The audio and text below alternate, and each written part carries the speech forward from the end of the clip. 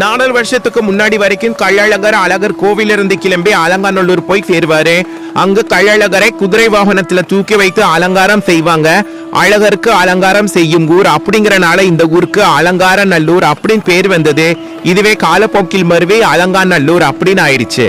அலங்காநல்லூர்ல இருந்து தேனூருக்கு வந்து வைகை ஆத்துல இறங்கும் அழகர் அதன் பிறகு வண்டியூருக்கு வந்து மண்டுக முனிவருக்கு சாப மோச்சனம் கொடுப்பாரு.